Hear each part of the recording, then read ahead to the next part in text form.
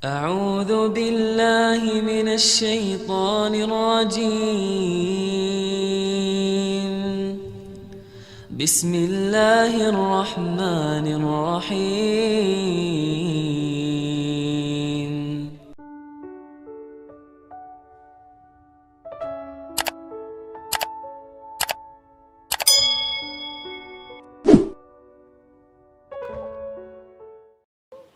Jadi teman-teman yang dirahmati Allah, kalau kita punya masalah, kita coba bangun awareness, oh Allah pengen membersihkan dosa-dosa saya nih.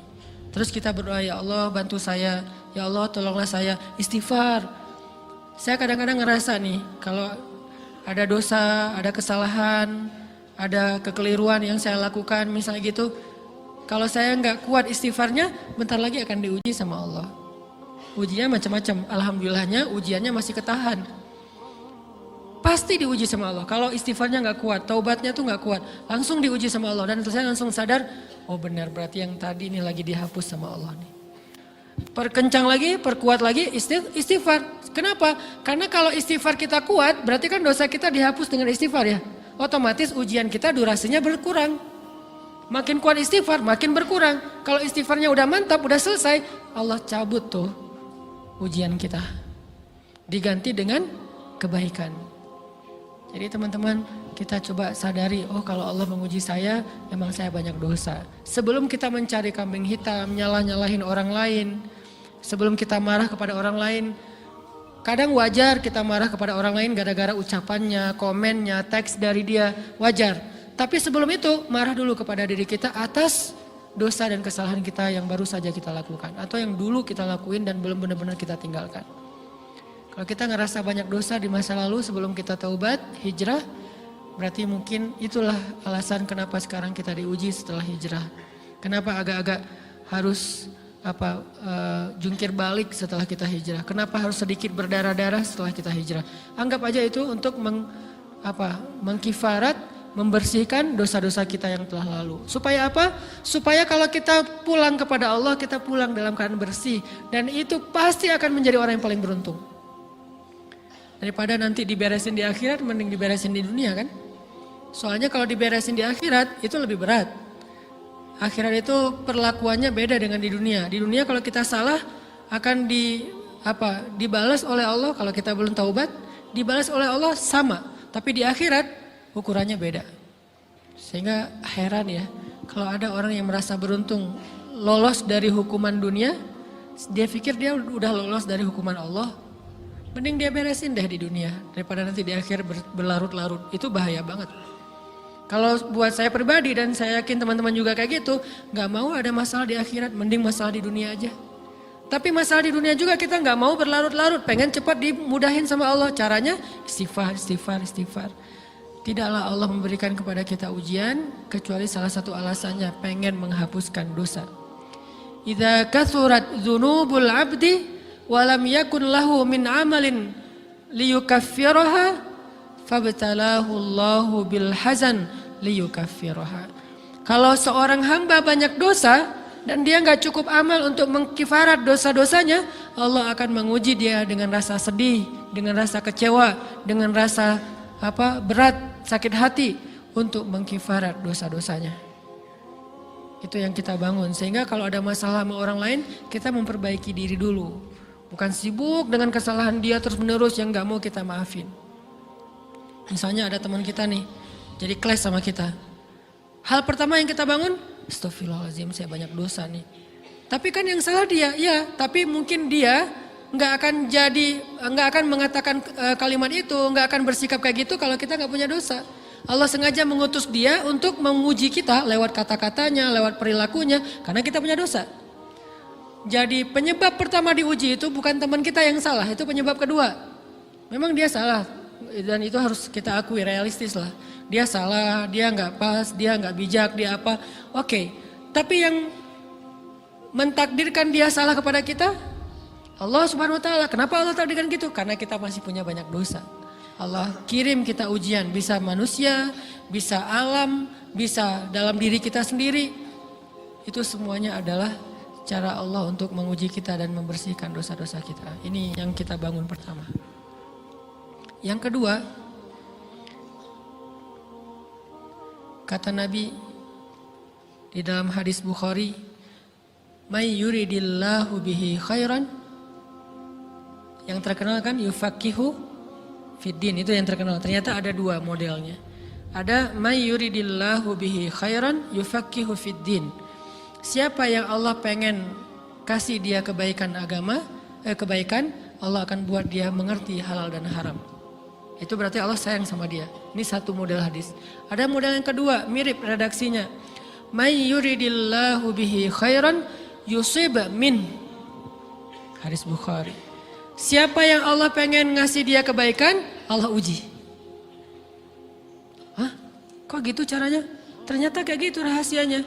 May yuridillahu bihi khairan, may yuridillahu bihi khairan. Siapa yang Allah pengen ngasih dia kebaikan, Allah kasih dia musibah atau ujian. Kenapa bisa seperti itu, Ustaz? Fa inna ma'al usri yusra, inna ma'al usri yusra. Seolah-olah Allah bilang di dalam ayat itu, kalau kalian mau dapat kemudahan, biasanya lewatnya kesusahan dulu. Kalau kalian pengen dapat keberuntungan, biasanya dapatnya kerugian dulu. Tapi keberuntungan dan kerugiannya pasti nggak sebanding. Keberuntungannya jauh lebih besar daripada kerugiannya. Kerugian itu kayak modal doang, DP. Jadi kalau kita mau dapat kejutan dari Allah, Allah kasih kita DP. DP-nya apa? Ujian. DP-nya musibah. DP-nya rasa nggak nyaman. Itu DP tuh. DP terhadap apa? DP dari Allah terhadap hadiah-hadiah besar yang Allah pengen ngasih ke kita setelahnya. Cuman banyak orang yang menolak DP ini. Sama kayak kita misalnya. Kalau kita mau ngasih dia hadiah, kita kasih dia kayak kejutan dulu. Dia lagi ulang tahun nih, disiram air dulu. Setelah itu dikasih hadiah-hadiah yang mahal. Rela gak disiram air demi hadiah? Rela, udah siramin lagi aja. Kalau setelahnya ada hadiah. Yang kita gak rela, kalau setelah disiram, disuruh bersih-bersih sendiri dan gak dikasih apa-apa. Kan gak rela tuh. Berarti ini bab iman. Yakin gak kalau Allah tetap ngasih hadiah? Kan sabar dan iman itu ternyata tahu aman, kembar. Kalau kita yakin Allah ngasih hadiah setelah ngasih kita DP ujian, ya kita akan sabar. Gak apa-apa deh, bentar lagi mau dikasih hadiah, digini-giniin juga gak masalah. Dibully, diapain sama Allah, biarin aja. Ya Allah saya sabar, kan bentar lagi mau dikasih hadiah nih. Ini masalah yakin. Tapi kalau kita gak yakin, apa sih maunya Allah gitu kan. Begitu kalimat ini keluar, maka yang muncul setelahnya adalah mengeluh, berputus asa, dan gak akan sabar menghadapi ujian. Ujian, kata Nabi, may yuridillahu bihi khairan. Siapa yang Allah pengen kasih hadiah, siapa yang Allah pengen kasih kejutan, siapa yang Allah pengen kasih pertolongan, siapa yang Allah pengen kasih kebaikan, yusib min. Allah akan uji dia dulu. Ini sunnatullah. Sehingga kalau kita lagi diuji, yang kita lihat jangan ujiannya, apa setelah itu. Gimana ngelihatnya Ustaz gak kelihatan? Dengan mata hati. Istafti qalbak, tanya kepada hatimu, kelihatan gak? Dengan mata hati. Gimana ngelihat dengan mata hati? Dengan iman, saya percaya Allah pasti ngasih kebaikan setelah ini. Orang Allah sendiri yang ngomong, gak ada satu huruf pun di Al-Quran yang salah. Apalagi satu ayat, apalagi dua ayat. Fa inna ma'al usri yusra, ditegesin lagi. Inna ma'al usri yusra. Tapi usr dulu, baru yusr. Dikasih kesusahan sedikit, dikasih kemudahan yang banyak. Dikasih kesusahan sedikit, dikasih kemudahan yang banyak. Ini yang kita coba bangun tajdidul iman. Bangun memperbarui yakin. Sehingga ketika kita diuji, sedih, wajar. Mengaduh sedikit bukan mengeluh ya. Kalau mengeluh kan nyalahin Allah. Kalau ngaduh, yang namanya orang dicubit kan, itu ngaduh. Tapi kalau, apa sih maunya Allah? Nah itu ngeluh. Antara mengadu dengan mengeluh berbeda. Mengadu, itu manusiawi. Sedih, itu manusiawi. Air mata bahkan bukan hanya manusiawi, itu rahmat dari Allah. Orang yang gak bisa menangis itu yang bahaya. Kalau kita masih bisa menangis, berarti kita masih peka hatinya. Bukankah anak kecil paling sering menangis? Berarti hatinya peka. Siapa lagi selain anak kecil yang paling sering menangis? Cewek. Cowok itu emang gak punya perasaan, makanya jarang nangis. Cewek dikit-dikit nangis, jangan bilang, cemen banget sih nangis, cengeng apa. Enggak, karena dia perasaannya lebih peka dari kita. Itulah kenapa Allah menitipkan bayi kepada perempuan. Kalau dititipin ke laki-laki hancur. Di balik kepekaan perempuan, di balik sensitifnya perempuan, di balik perasaannya yang luar biasa, di situ Allah Subhanahu wa taala menitipkan amanah, dia yang paling baik dalam merawat bayinya. Perempuan secara umum mungkin lebih banyak bicara daripada laki-laki ya. Walaupun ada orang yang perempuan pendiam banget, ada yang nggak ngomong sama sekali, misalnya diem-diem aja, ada. Tapi secara umum perempuan lebih banyak berucap daripada laki-laki. Emangnya ini kekurangan? Bukan. Ini kelebihan. Kalau dia berikan itu dalam hal yang tepat. Apa yang tepat? Mendidik anak. Justru karena perempuan banyak ngomong, lebih baik dalam mendidik anak daripada laki-laki. Laki-laki itu kurang mendidik, kurang mengedukasi kepada anak dengan usia tertentu karena dia jarang memahamkan. Salah hanya marah, salah hanya ditegur. Kalau ibunya jelasin nah gini sebelum tidur ibunya yang ceritain banyak cerita. Saya sendiri ngalamin sering mana seorang ayah sama ibu interaksi sama anak dalam bentuk verbal. Sering ibu. Jadi menangis itu rahmat dari Allah. Nggak apa-apa, nangis saja. Dan itu tidak disebut mengeluh. Kamu kok nangis? Kan orang Islam harus sabar. Emangnya nangis dengan sabar itu bertolak belakang? Sabar tetap sabar ya, nangis jalan aja terus nangis. Nangis apa pakai nangisnya nggak cuma nangis doang, emotikonnya juga nangis, berderai-derai gitu. Sampai air matanya menggenang gitu kan ya. Boleh lah. Ditambah lagi dengan visual menangisnya posting bahwa dia lagi tertusuk duri dengan postingan kaktus atau apalah. Dia pengen share ke semua orang bahwa saya sedang sedih. Sehingga nanti ketika ada orang yang menghibur dia dengan sedikit kata-kata yang sabar ya segala macam, wah makin berderai-derai. Itu belum jadi, kecuali dia keluarkan kata-kata mengeluh, baru dia disebut orang yang banyak mengeluh, berputus asa. Kalau mengaduh wajar, walaupun ada nabi udah diuji berat gak mau mengaduh, apalagi ngeluh. Zakaria digergaji mengadu aja enggak. Kenapa? Karena kata malaikat kalau kamu mengaduh sedikit aja, maka Allah Subhanahu wa taala akan menghancurkan kaum ini. Dia kasihan kepada kaumnya enggak mau mengaduh. Satu-satunya orang yang kita tidak boleh mengaduh hanya orang tua. Atau itu mengeluh kalau untuk orang tua. Kalau yang lain enggak disebut mengeluh. Kalau ke teman, malas enggak apa-apa. Jangan sering-sering tapi. Apaan sih? Ke teman boleh. Tapi ke orang tua, saja itu bukan lagi mengadu, itu sudah mengeluh. Khusus untuk orang tua. Kalau di antara manusia. Kalau kepada Allah dan Rasul, pastinya lebih dari itu. Ketika kita diam saja, tidak langsung beranjak sami'na wa ata'na labbaik ya rabbi wa sa'daik, enggak memenuhi panggilan Allah, itu sudah disebut bagian dari kufur ingkar. Tapi minimal kita mungkin masih mengaduh, kita masih menangis, kita masih lelah, kita masih merasa lemah. Setidaknya kita tidak mengeluh. Kenapa? Kita percaya Allah kalau mau ngasih hadiah kepada hambanya, DP-nya itu ujian. Dan yakinlah hadiahnya minimal 10 kali lipat lebih baik daripada ujian itu. Minimal, karena nggak ada amal soleh yang dibalas di bawah 10 kali lipat tuh nggak ada. Amal soleh, amal ya bukan niat. Amal yang udah kita kerjakan minimal dibalas 10 kali lipat. Minimal, maksimalnya bighairi hisab, tanpa batas. Bighairi hisab, tanpa batas. Ada yang 700 kali lipat kayak sedekah. Tapi tetap aja ayat sedekah di akhirnya ujung-ujungnya apa? Bighairi hisab juga kan? Berarti sedekah itu minimal dibalas 700 kali lipat. Minimal. Kalau kita yakin. Selalu syaratnya kalau kita yakin. Dan saya ngebuktiin itu banget.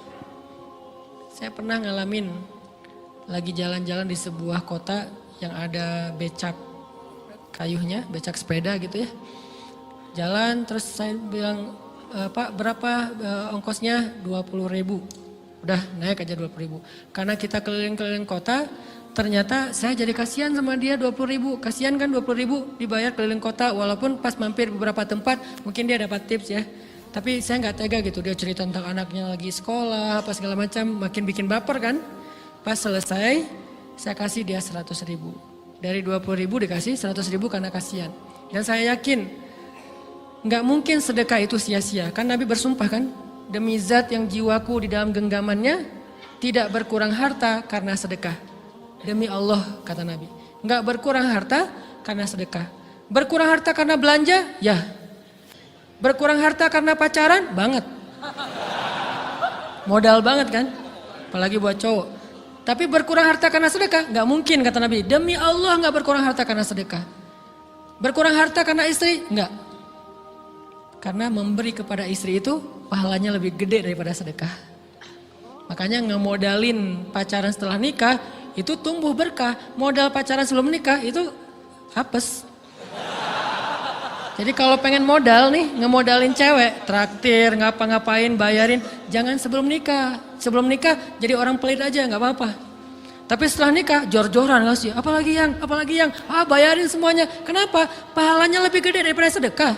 Bahkan lebih gede daripada infak fi sabilillah. Seorang suami memberi nafkah istri, itu pahalanya terkadang lebih besar daripada kita berinfak untuk fi sabilillah, untuk korban perang. Saya heran kalau ada orang sedekahnya rajin tapi ke istrinya kikir, aneh, berarti dia nggak ngerti konsep. Padahal memberi kepada istri itu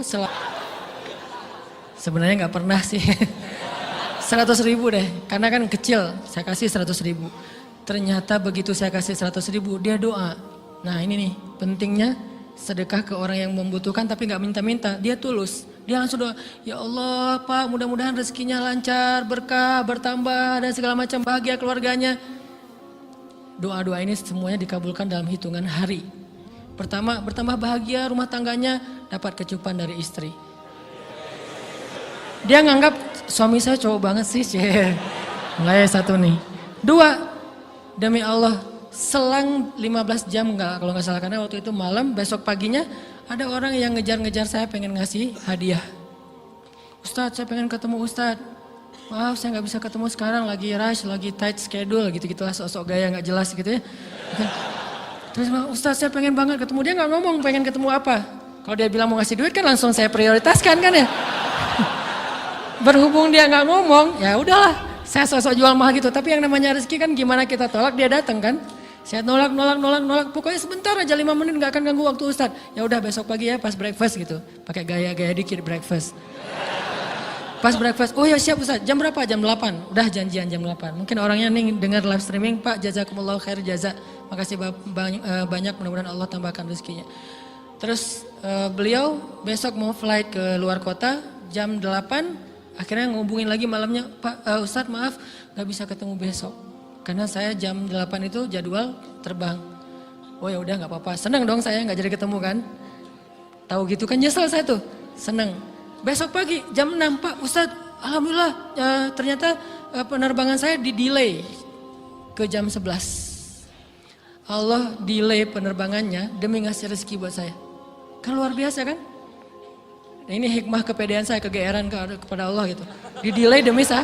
Kan kadang-kadang GR ya di depan Allah ya. Robbi akraman kan gitu ayatnya. Allah memuliakan saya dengan istighfar tetap. Akhirnya saya bisa ketemu Ustadz. Saya nggak baca WA-nya.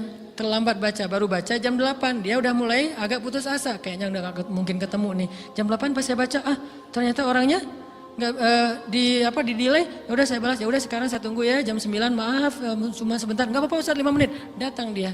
Datang ngasih apa coba? Ngasih duit 200 juta.